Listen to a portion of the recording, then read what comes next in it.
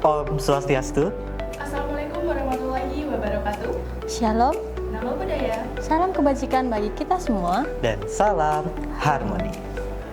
Pada kesempatan kali ini kami dari kelompok 6, yaitu saya sendiri Nurdin, Stefani Angelia, Oktariani, dan juga Jun Soheri Saputra akan membahas dan juga memaparkan mengenai materi kedua, yaitu tentang konsep bahan ajar. Di mana dalam konsep bahan ajar ini terdapat beberapa topik yang akan kami bahas, seperti pengertian belajar dan pembelajaran. Yang kedua, komponen dalam pembelajaran. Yang ketiga, pengertian bahan ajar. Yang keempat, karakteristik bahan ajar. Dan yang terakhir yang akan kami bahas adalah peran bahan ajar dalam pembelajaran.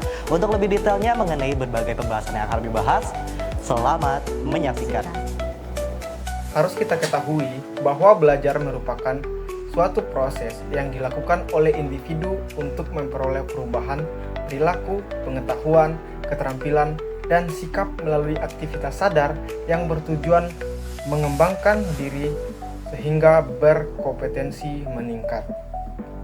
Sedangkan pembelajaran adalah suatu proses yang dirancang oleh pendidik untuk membantu peserta didik mencapai tujuan belajar. Menurut Undang-Undang Nomor 20 Tahun 2003 tentang Sistem Pendidikan Nasional, pembelajaran adalah proses interaksi antara peserta didik dengan pendidik serta sumber belajar dalam suatu lingkungan belajar.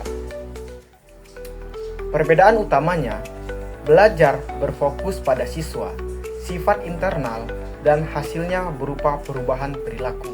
Sedangkan pembelajaran berfokus pada guru, sifat eksternal, berupa proses yang dirancang untuk memfasilitas terjadinya belajar. Di dalam sebuah proses pembelajaran terdapat 7 komponen utama, yaitu kurikulum, guru, siswa, materi, media, metode, dan evaluasi. Kurikulum ibarat peta yang memberi arah. Di dalamnya terdapat tujuan, isi, serta langkah-langkah yang harus ditempuh. Yang kedua ada guru. Guru bertindak sebagai fasilitator, motivator, dan penggerak kurikulum. Guru tidak hanya menyampaikan materi, tetapi juga menciptakan kondisi belajar yang aktif. Setelah itu yang ketiga ada siswa. Siswa adalah fokus utama yang dimana mereka bukan hanya penerima informasi, melainkan subjek yang harus berpikir kritis, kreatif, dan berperan aktif. Yang keempat ada materi. Materi adalah isi pembelajaran yang diambil dari kurikulum, bisa berupa konsep, teori, fakta, dan keterampilan. Yang kelima ada media. Media adalah alat bantu, misalnya buku, video, atau alat peraga yang membuat pembelajaran lebih menarik. Selanjutnya ada metode. Metode adalah cara yang digunakan guru, misalnya ceramah, diskusi, ataupun eksperimen. Yang terakhir adalah evaluasi.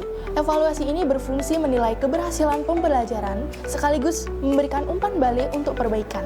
Ketujuh komponen ini saling berhubungan. Jika salah satunya lemah, maka kualitas pembelajaran bisa menurun.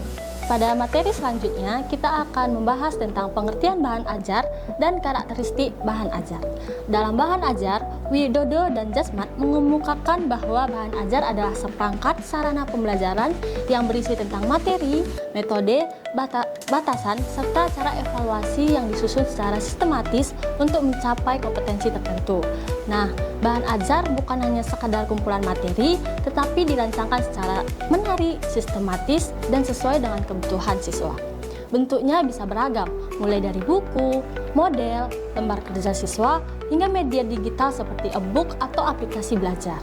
Jadi, bahan ajar adalah jembatan yang menghubungkan kurikulum dengan kegiatan belajar siswa. Dalam bahan ajar yang tepat, pembelajaran menjadi lebih mudah dipahami dan menyenangkan. Dalam bahan ajar terdapat 5 karakteristik utama bahan ajar. Yang pertama itu self-instructional, yang dimana memungkinkan siswa untuk belajar mandiri tanpa harus selalu dibimbing oleh guru. Yang kedua itu self-contained, di mana itu suatu bahan ajar yang harus mencakup semua materi dari suatu kompetensi secara utuh. Yang ketiga itu stand alone, di mana bisa digunakan secara mandiri tanpa harus tergantung pada bahan ajar lain. Yang keempat itu adalah adaptif. Ini di mana dapat menyesuaikan perkembangan ilmu pengetahuan, teknologi, dan kebutuhan belajar. Dan yang terakhir itu yang kelima yaitu user friendly. Artinya mudah dipahami, komunikatif, dan tidak membingungkan siswa. Dalam kelima karakteristik tersebut, bahan ajar dapat mendukung siswa untuk belajar sesuai dengan kecepatannya, sekaligus memberikan keleluasaan guru dalam mengatur proses pembelajaran. Berikutnya adalah saya akan membahas mengenai peran bahan ajar dalam suatu pembelajaran, di mana bahan ajar ini memiliki peranan yang sangat penting dalam suatu pembelajaran. Peranannya ini bisa dilihat dari 3 sisi. Yang pertama bagi guru, bagi siswa, dan dalam konteks pembelajaran klasikal, individual, dan juga maupun kelompok. Misalnya bagi guru, bahan ajar ini dapat menghemat waktu bagi guru untuk membuat guru bisa berperan sebagai fasilitator dan menjadikan pembelajaran lebih efektif serta interaktif. Yang kedua, bagi siswa, bahan ajar ini memungkinkan mereka untuk belajar kapan saja, di mana saja, sesuai kemampuan masing-masing, bahkan tanpa kehadiran seorang guru sekalipun. Dan yang berikutnya ada dalam pembelajaran klasikal. Bahan ajar ini bisa menjadi pelengkap buku utama dan juga meningkatkan motivasi belajar. Yang kedua dalam pembelajaran individual, di mana bahan ajar ini menjadi panduan utama dalam belajar mandiri. Dan yang ketiga ataupun yang terakhir dalam pembelajaran kelompok. Bahan ajar ini dapat membantu siswa untuk bekerja sama dan memahami keterkaitan antar topik. Kesimpulannya adalah bahan ajar ini adalah salah satu faktor kunci untuk menciptakan pembelajaran yang efisien, mandiri, dan juga menyenangkan. Demikianlah presentasi dari kelompok kami tentang konsep bahan ajar. Dapat kita simpulkan bahwa belajar adalah proses internal yang dilakukan siswa untuk memperoleh perubahan pengetahuan, keterampilan, sikap, maupun perilaku.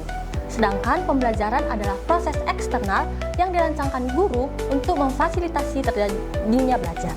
Agar pembelajaran berjalan dengan baik, dibutuhkan komponen utama seperti kurikulum, guru, siswa, materi, media, metode, dan evaluasi yang saling berkaitan. Dan dalam mendukung proses tersebut, bahan ajar ini berperan sebagai jembatan antara kurikulum dan juga kegiatan belajar siswa. Dalam bahan ajar yang baik memiliki karakteristik yang perlukan seperti self-instructional, self-contained, stand-alone, adaptif, dan juga user-friendly, sehingga dapat digunakan siswa secara mandiri maupun bersama guru.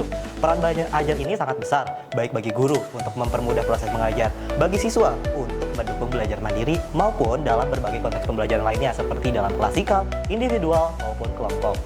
Demikianlah kesimpulan yang dapat kami sampaikan. Jika ada kesalahan, kami mohon maaf.